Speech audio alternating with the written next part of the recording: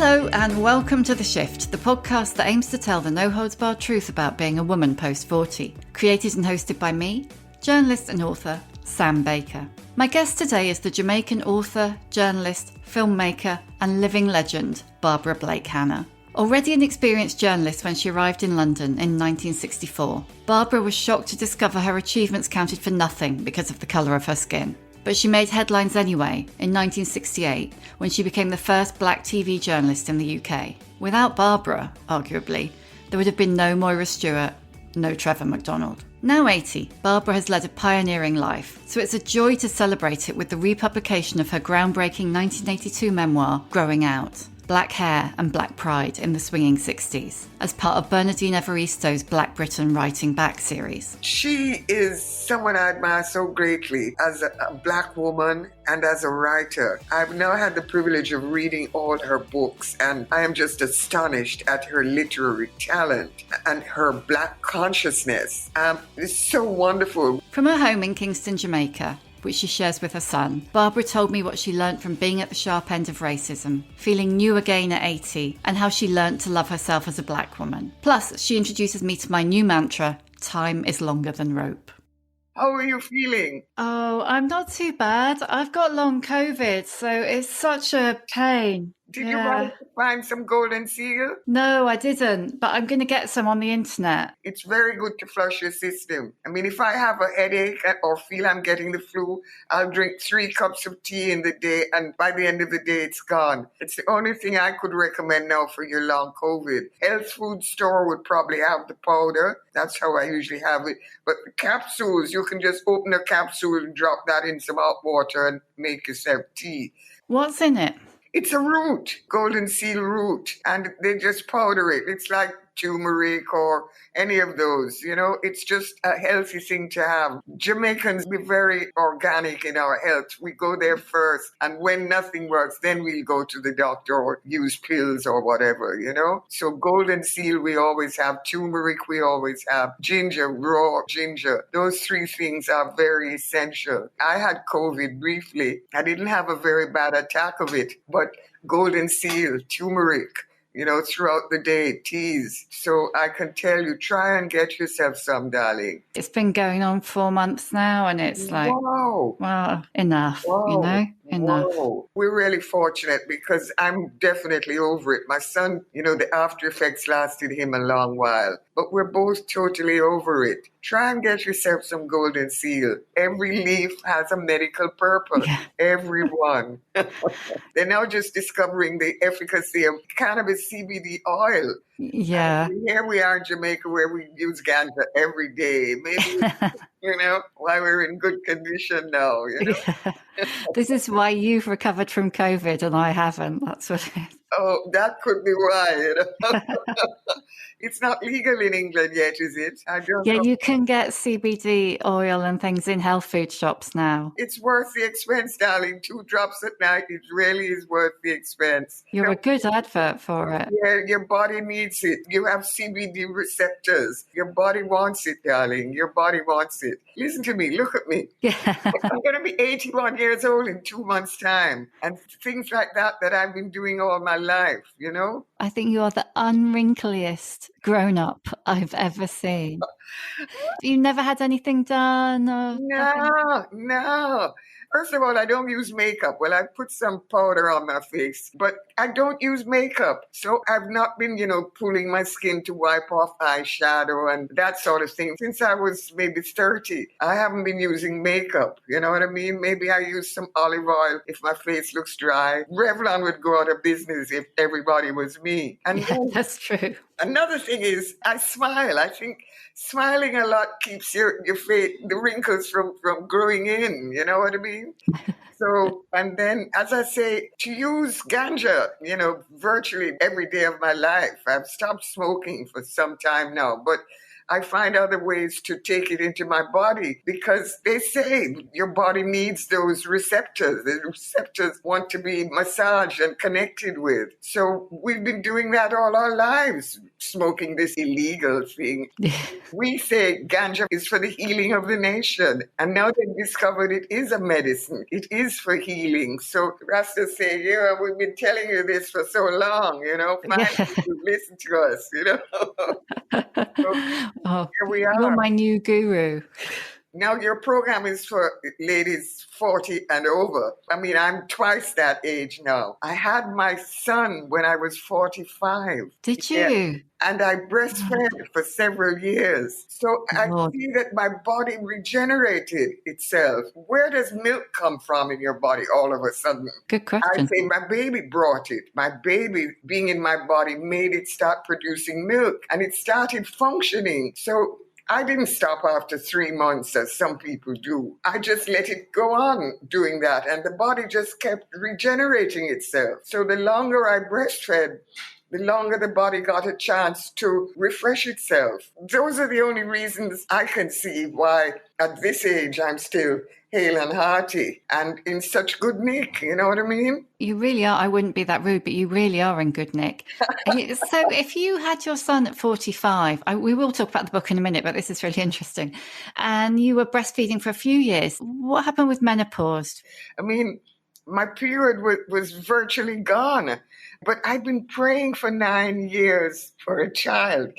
I wouldn't say I'm religious, but as a Rasta, I am. I mean, the Bible says, if you have faith like a mustard seed, I will grant, what you ask. So have faith. So I kept for 9 years. I kept saying, I call God Jah. I kept saying, Jah, I haven't forgotten you, Don't forget me. Yeah, I'm still here. I'm still asking. And after 9 years, there was a prayer, an Ethiopian prayer someone gave me. And I sat down one day and read it all the way through. And it said, there's a certain point, anoint yourself. And so I did and asked for what you want. I said, a son. And within a month, I was having funny tummy pains. Went to the doctor. He did a test. And he came out and he said, Barbara, it's a miracle. Call one of his names John. That was what my doctor said to me. So there I was, with a son at 45. And I don't know, miracles occur. And that's certainly a miracle. I call him a miracle child. It's proof to me that faith works, that prayer works. And, all those cliches, that's my liberty. That's what Rastafari teaches me to believe and to do. And that if you live according to the instructions, the Bible is the handbook. Yeah, check it out. See if it really works. Why not? It does work and has worked. Here I am sitting in front of you. I'll be 81 in June.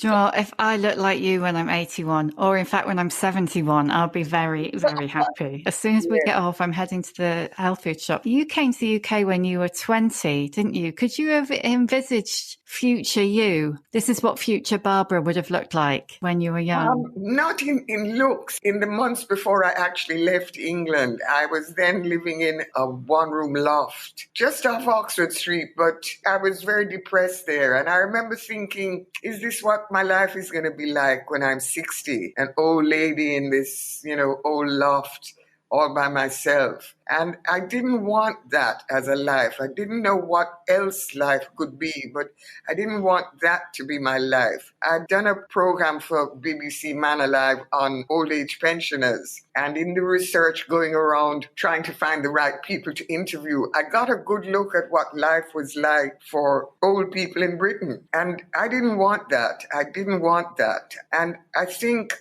therefore, when the opportunity came to return to Jamaica, I jumped at it because not that the health service is any better, it's so much worse in Jamaica. But for some reason, I didn't want that to be my life. An old lady in some national housing flat, maybe hundreds of stories up in the sky. I didn't want that in the winter. All of that. I didn't want that. But in terms of looks, I had no idea. I don't have any real vanity about how I look, or I'd never had this thing about being pretty. My mother, who I didn't grow with, my mother was very, very beautiful. My mother looked like Lena Horne. She was a pale-skinned beauty with so-called pretty hair. But I didn't grow with her. Always, I guess, could say, well, I'm not as pretty as she is. So if anything, I had that as a yardstick. But pretty was, pale skin, thin nose, and straight hair. And I wasn't any of that. So I never, ever saw myself as pretty. Therefore, the counterbalance to that was you had to have a brain, you had to be intelligent. That was more important to me, to be intelligent. So as I say, I didn't have any vanity. Now I look back at pictures of me at 20s, 30s. I'm like, what? You were that pretty? Good heavens. Yeah, stunning, frankly. I didn't know. By the yardstick of the times, I wasn't. I mean, Elizabeth Taylor, Anita Ekberg, these were the beauties. Marilyn Monroe. I wasn't any of those. Angela Davis was my heroine. And that's what encouraged me to grow my natural hair out, because, yes, I could have that hairstyle. But pretty, that wasn't in my adjectives describing myself. So it's basically a white definition of beauty wherever you were. Until Black is Beautiful came along. And I was able then to think about how I, within myself, could express that. First, by seeing whatever I look like as beautiful, accepting that. I mean, the hair that we've been taught wasn't quote unquote pretty. The hell with that. Grow it out anyhow. See how you look. And lo and behold, growing it out, I discovered I had this pretty hair. By the time I'd grown it out for several years, I discovered I could set it on rollers and it would fall into nice curls or even be quite straight. I didn't know. We didn't know. We'd always been told, straighten it, straighten it. And to discover that in its natural state, it was itself beautiful. And then to grow my dreadlocks. And I mean, my dreadlocks are really long. They're down to my ankles now. Yeah, they're all wrapped up. Now just hang them down and plait them. My plait is quite long. Oh, gosh. This is such a shame that this is not a video. It's like Barbara's like waved this great big lasso of dreadlocks at me. It's absolutely amazing. That was another beauty in itself as it grew and grew longer, We always, when we were young, wanted to have hair that we could flash like the white girls. You've got that now. You had the locks, you could flick them. You could put them up in a ponytail. You could hang them over your shoulder. So we had another level of beauty that was totally different to white beauty. Girls like Halle Berry came along and showed us another stage of beauty, that the brown skin was beautiful. I mean, we'd had Eartha Kitt before and even say Dorothy Dandridge. The whole business of beauty evolved from the 60s, from that whole Black is Beautiful bridge that we jumped over with our hair, thanks to Angela, whose birthday we were celebrating yesterday. So was Angela Davis the first woman who gave you an idea of what was beautiful for a Black woman? Exactly.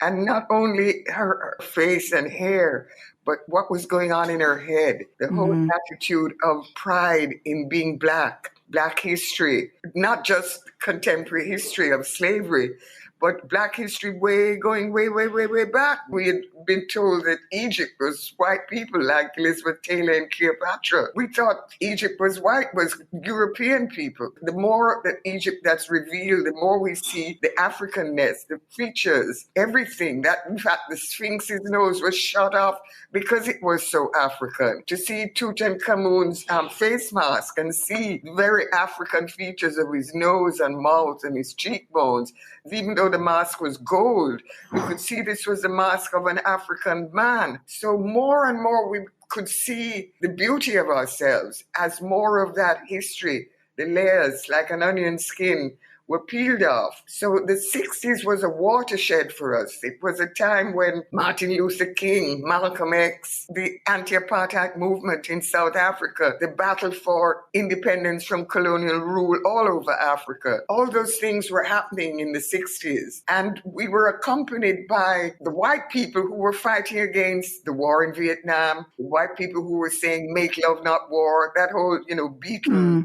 music revolution that was happening, where there was no racism in the Beatles, in that culture. There was no racism. It was make love. It was love. The Beatles went to India and got their spiritual consciousness among another race of people, another culture. So the 60s was a great melting pot for the world. And we're there again now with Black Lives Matter. It's like a replay. I don't know what to call what happened to George Floyd, but the George Floyd murder. So many words you could call what happened there. They say it was a lynching, that's the word. But the international revolution that came about because of his murder has been another catalyst, melting pot for our own attitudes toward ourselves. You know, it's like the battle isn't over, fight it again, but there are newer weapons. I mean, the George Floyd movement around the world was multiracial. Tears fell down my face when I saw the crowds gathered in Trafalgar Square. Everybody was there, every color, all mixed together, one attitude in their minds, you know.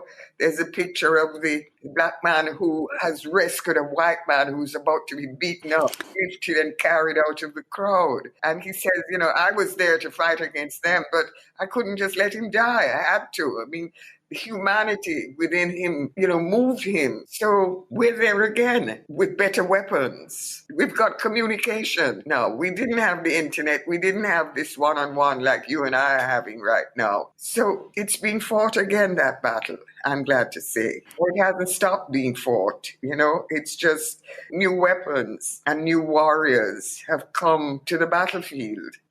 Do you feel optimistic about the way that young people are kind of driving the Black Lives Matter movement forward, and the way you see young women, young men as well, but young women standing their ground and using young their voices? Women especially, because, you know, people tend to put down women, you know, we're supposed to be second. But out of us comes life. We make children. And, you know, when the union of two people doesn't work, we get left with the baby. I mean, my mother and father divorced, and my father fought very hard to get custody of my sister and myself. So I was brought up by a man, which is really unusual then and even now. But usually we women have to do the bringing up. And therefore, the responsibility women have in life is so important. And we take that responsibility all the time. When you see the demonstrations and see women being strong, leading, standing on the platforms. Look at climate change. It's a young woman who's leading that. It's young women. It's the females of the world. Because we say, I'm going to have a child to bring up in all of this. I am going to be responsible for feeding that child, for carrying that child till it's big enough to walk by itself. I'm responsible for teaching it how not to get killed crossing the road. Simple things like that. So we women really have a greater responsibility in the world than men do. We certainly take a greater responsibility, yeah. Yes. And I'm so glad to see the young people generally, but especially the young women, not being content to stand in the kitchen and over the washing machine, but being out there leading the revolutions. There's another stunning photograph of a young Black Lives Matter girl way at the start of that revolution. And she's facing a lineup of masked soldiers with their guns pointed. And she's just moving forward to them. Does she have a in her hand or something like that? And it's a woman. It's a woman, you know, the Angela Davises of today that stand on the platforms. I mean, women like Michelle Obama. The examples that we have today are more of females. In Barbados, the new prime minister has made her country a republic. And then she's appointed a woman as the president and a woman as her vice prime minister, deputy prime minister. So there's 3 women. I'm so proud. Woman power. It is our time. It always has been. It always has been. We tend to just be women. We take that mothering role very seriously. And I think that's good. I think it's long overdue for more women to be leaders. People put down Kamala Harris in America, vice president, and think she's not doing anything. But she is. I mean, you don't have to be jumping up and down to be doing things, you know? She's just quietly getting on with the job. Exactly. Sometimes just being able to do that is the asset, you know? My job is in the Ministry of Culture, Gender, Entertainment and Sport. And the minister is a woman and a very excellent woman leader. I met her first in the 80s when I was appointed an independent senator. She was the government side as senator in charge of culture. That's the 80s. From then till now, I mean, she's still the leading government person for culture. And she has entertainment. She grew up in the entertainment industry, one would say. She has gender. She has women's affairs. And she's concentrating very heavily on providing sanctuaries for victims of domestic violence. And she's also responsible for young girls who get pregnant at school age. And gender also includes men, but of course she concentrates on women's issues. And then sport. I mean, our leading sports person was Usain Bolt, but now is a woman, Elaine Herrera. I don't remember her. Elaine Thompson. Yeah, thanks, Barbara's son. You can hear him. Thank you. She is our sports heroine now. So it's woman time. It's long overdue for it to be woman time. And we're doing it, and we're doing it very well as well. Yeah. And you say in your book that you were brought up to be a Black English woman. Could you have envisaged, you know, the way that women have begun to get more powerful jobs, you know, running more countries when you were being brought up in a very different way to how you've decided to live your life? No, I mean, I really was brought up to be a Black English woman, and that's all we were supposed to try to be. Our education, everything was teaching us to be English because we were an English colony. As I told you, I was brought up by a man, by my father, and I realized how much he taught me to be a strong woman. I wouldn't say as strong as a man, but yes. For example, our neighborhood was right on the shore, Kingston Harbor, and there was a big pool there. We would go swimming there every day. But every Sunday he would take us out to the beach, and we could swim. So he would swim way out. He would swim far out, and he would make us come with him. And then when we got far out, he would make us swim back alone. And I realize in retrospect how much that taught me. It gave me strength. It gave me courage in myself. And it also taught me that there is a point at which no matter what, there is safety at the end. No matter what you have to go through, no matter how hard you have to swim, if the sea is rough and you're swimming through rough water, there's a point at which the waves are going to drop you right on the shore and you'll be okay. You might be a bit battered from, you know, the gravel hitting your knees, but you're okay. I look back at that and I say, yes, Daddy was teaching me something really important. At 15, my sister and I swam across the harbor race. She was a year younger, but stronger in body. But I swam across Kingston Harbor. And I mean, I remember once, you know, doing my breaststroke, I hit something that felt like a concrete wall. And I realized that was a big fish. You know, at that point, I said, come on, Daddy, take me out of the water. And he was nearby. Yeah. Near the shore, I got out. You know, I let my sister finish because the race was all so that she could finish and try to win. She came second. But to swim across Kingston Harbor at 15 teaches you another strength. So I was brought up to be a strong person, but I was brought up to be an English woman. I mean, history of myself as Africa was just the place we came from as slaves. And my history as a Jamaican began with slavery. I didn't know anything else. And it took the 60s and the revelations that have now unfolded to become a Rasta in the 70s. That was my university. That was my African university. There I began acquiring a vast volume of African knowledge and history that hasn't ended. My education isn't over. I have a PhD in African history, you know, and more. What comes after PhD? Maybe a double PhD is coming. Who knows? So there are those layers that manage to cover over that English education I'd received. And I'm glad that it happened. I'm glad I had that basis of knowledge because it gave me a knowledge of the world with England as its base, yes, but a foundation from which to search for more. You know what I mean?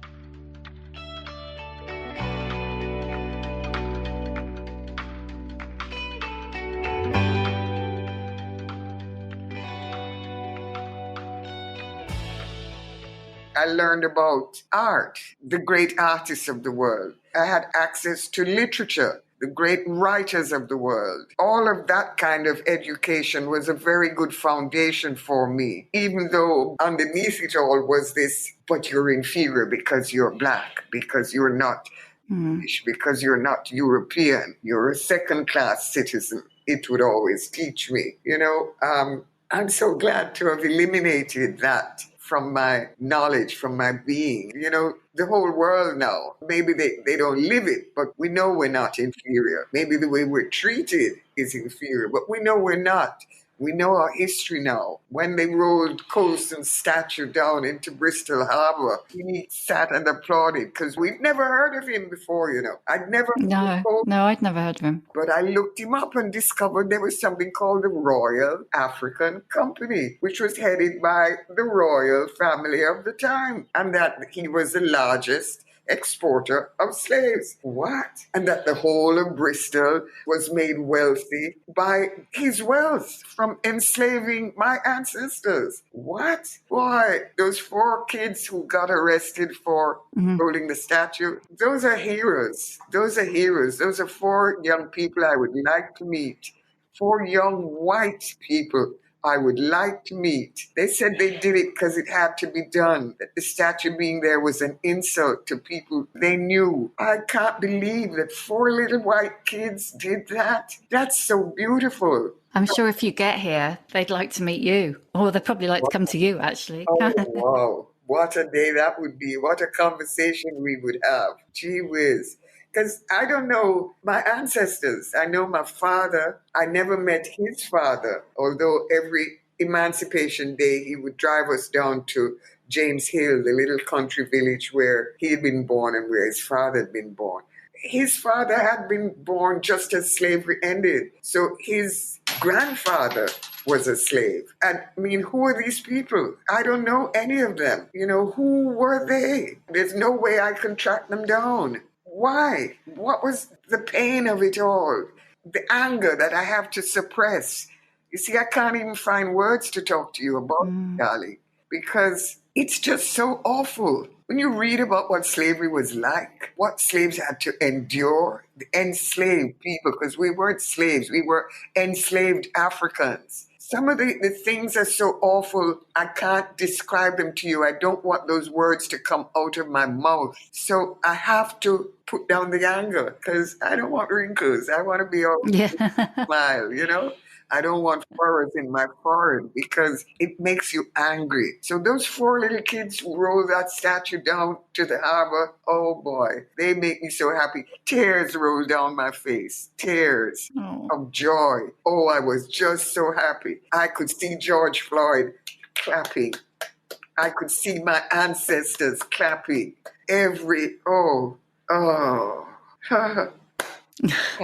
You look so happy. Yes.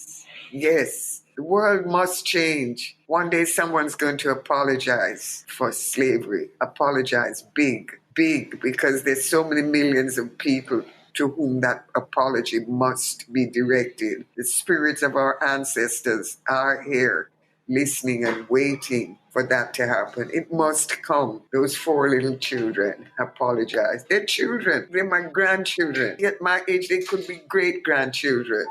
Got to give them thanks. You were in the UK for, was it 8-9 years, from 64 to 72? Yes. What was your experience back then? Well, I came to England knowing that I was this, second-class person, but I didn't realize what racism was really like. And experiencing it each day, a new layer, a new experience, was a revelation. I think if I hadn't been the person I was, I mean, I knew who I was. As I said, my father brought me up with that strength, and we had lived a sort of upper middle class life. He'd sent us to the best school in the Caribbean, a school where only the wealthy from the Caribbean islands was sent. And we lived the kind of life where I had a nursemaid, we had a housekeeper, we had a cook, we had a gardener. So I lived that kind of life. I didn't live a ghetto life. I wasn't. So I had a sense of myself.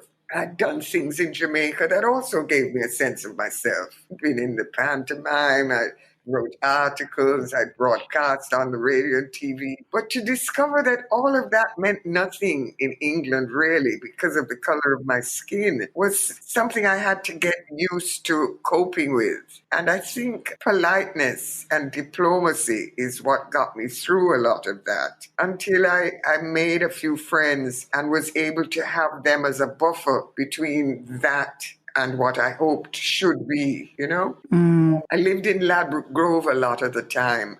I had a nice flat for several years in Chepstow Road, long before it was gentrified. I was in England a few years ago. I couldn't believe how Nottingham Gate has become so upper class. It is dead posh now. Oh my gosh, I mean, it was definitely the ghetto when I lived there. And that was a cushion as well, you know, because there was Portobello Road and you could buy patties on one end and green bananas. And on the other end, I used to love vintage clothing. I used to love those second-hand dresses cut on the bias in those lovely fabrics. That was two sides of life right there around me. There were white people living on one side and black people on the other side, and, you know, crazy people across the road. Yeah, you know, always. The guy who worked with Mr. Fish Boutique lived on the corner. Life was very interesting. And I liked that. I mean, we all young people who go abroad to see the world. We gain an education no matter what, you know. When you were in the UK and you became the first Black TV journalist, could anything have prepared you for the reaction to that? No, of course not.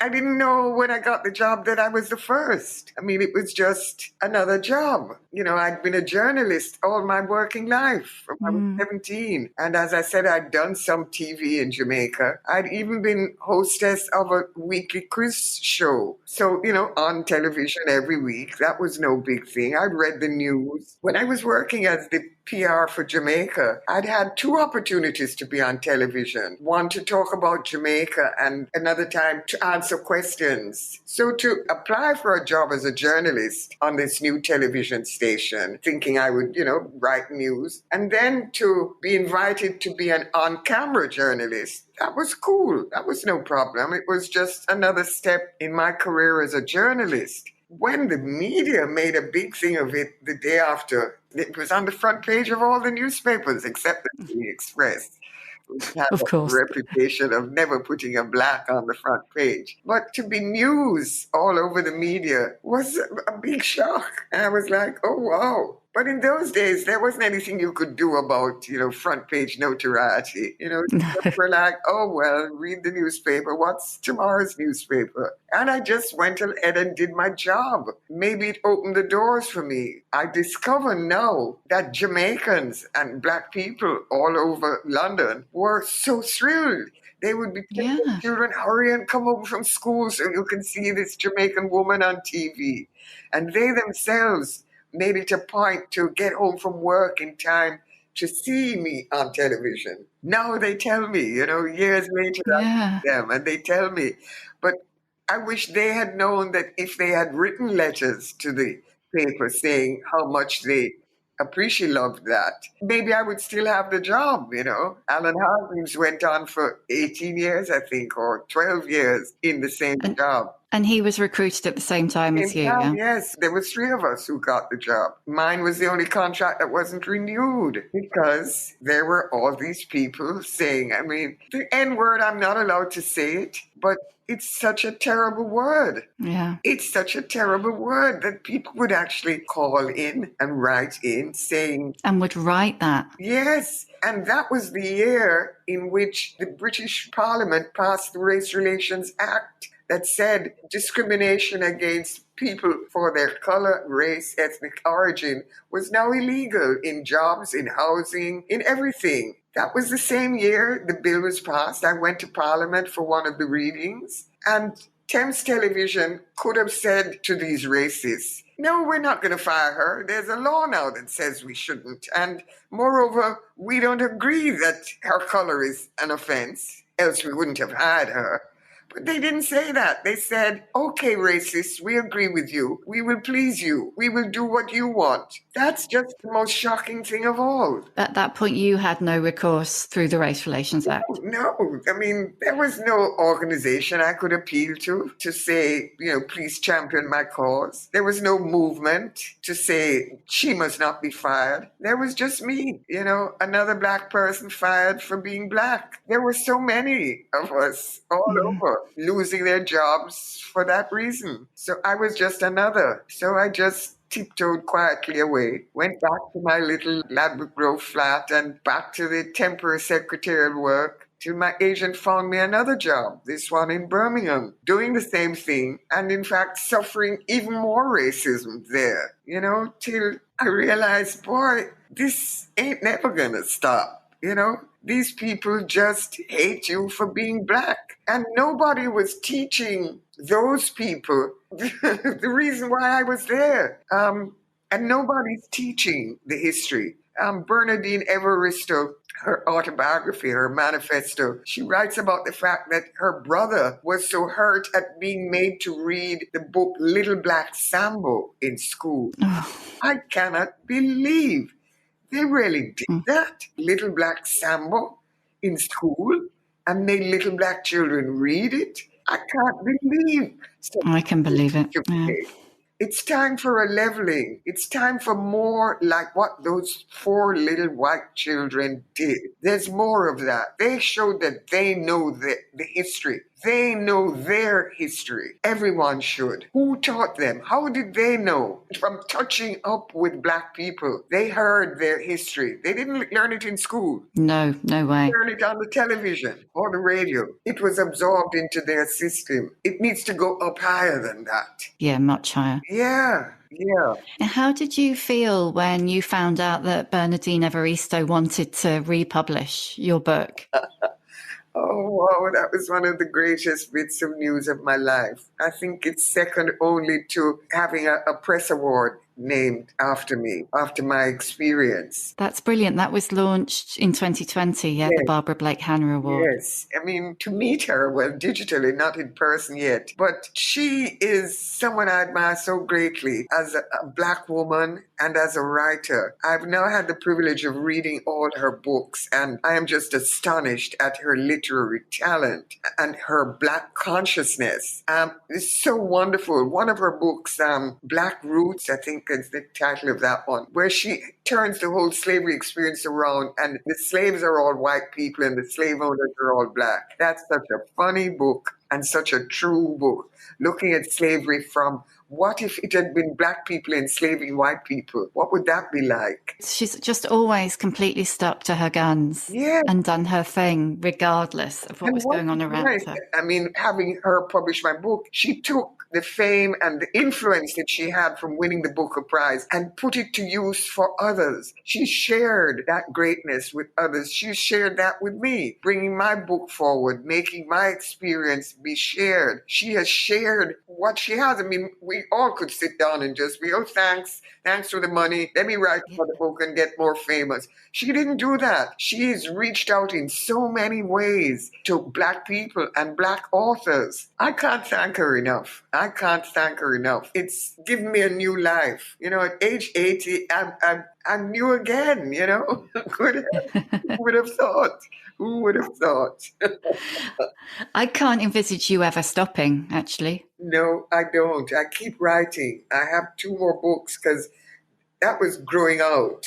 I've now written growing up because coming back to Jamaica, I grew up. I mean, that was getting to know my country all over again as a Black woman, because I left Jamaica as a Black English woman, as a would-be white. But I came back home as a Black woman and a Jamaican. I'm collecting a book of my short essays, past columns. I'm putting that together, mainly for the history. History must be put down, put together. And here I am, Barbara Blake. I've become somebody, Barbara Blake Hannah. It needs to be put down for the next generation to read about. Those experiences need to be shared. So I put those together in Growing Up, which is my next book. I'd actually put it up on Amazon, but I haven't publicized it much. So it is available on Amazon and people are reading it, but I'll speak more about it after the launch of Growing Out. Yes, Let yeah. Growing Out, get its wings and fly. Yeah, and I just have to say, I listened to you read, as well as reading Growing Out myself. I listened to you read it. They sent me the audio files. Oh, wow. And it was absolutely wonderful because it was just brought this whole other world of 60s London and your experience of it to life. It's amazing. I couldn't recommend it more highly. Oh, it's Absolutely nice. brilliant. I'm so glad to hear that you listened to it. We had fun. My son helped me. He did the recording in our home for 4 days, and it was so much fun to read it. And for him, he says, "Wow, Mommy, I really got to know so much about you." It was nice to do it. I think we've got some of his music in it as intros to some of the chapters. Yes, yeah, you have. Good. Oh, good. Oh, good. Well, that's great. I'm very proud of the audiobook. Just before I ask you the questions I always ask at the end, I want to ask you a question because there's a phrase in Growing Out that you use that I absolutely loved. And I think it's a Jamaican phrase, time is longer than rope.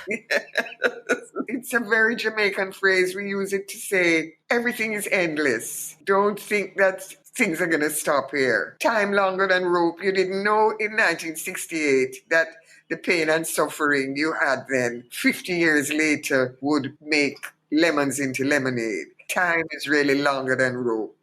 That's just what it means. Just wait, just wait. Time longer than rope, Barbara. Time longer than rope. Yes. And it has been proven to be. Yes. That's brilliant. That phrase.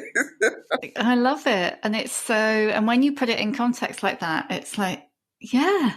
Yes. I get that. That's how we use it. That's how we use it. Parents will always say that to children, I want to do this and I want to do that. No. Just you wait. Time longer than rope. Right. What is your emotional age? Oh, I'm just a kid. I'm a teenager. I'm just a teenager. You look like one. That skin, honestly. I love you. You're so sweet, Sam.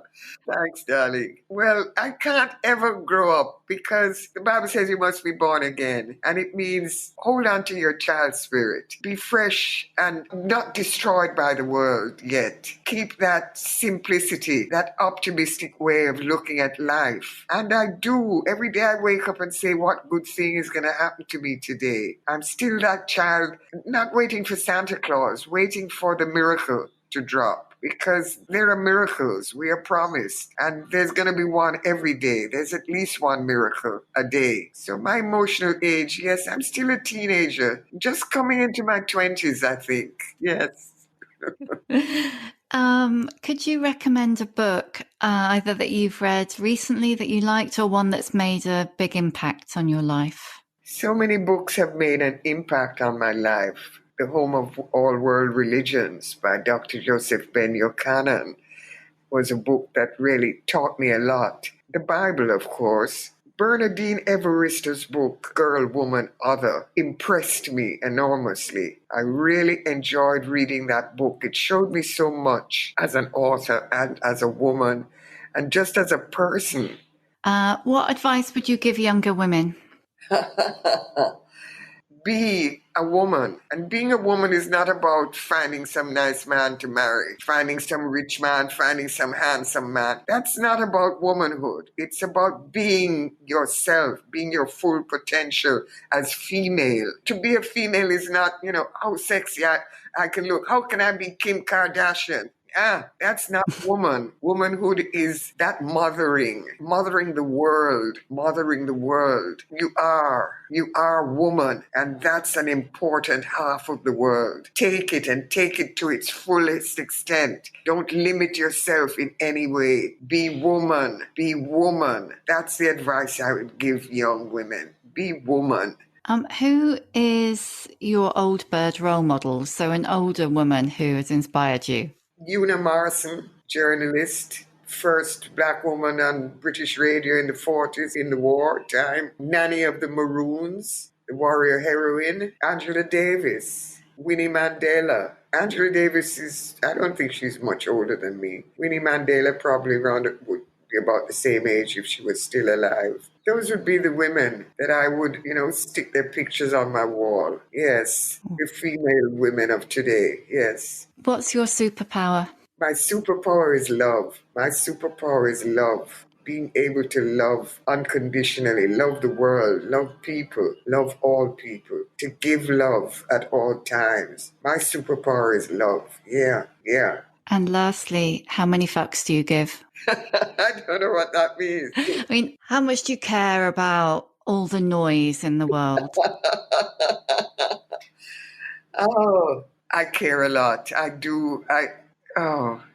There's nothing I give an F for. It all matters. It all matters. It all matters. It's all important, because if it's not good, I want to be able to change it, no matter what it is. I care about it all. I care about it all. That's why my superpower is love, because I know that with love I can change it all, no matter what. So, yes, I do give an F. There's nothing I don't give an F for.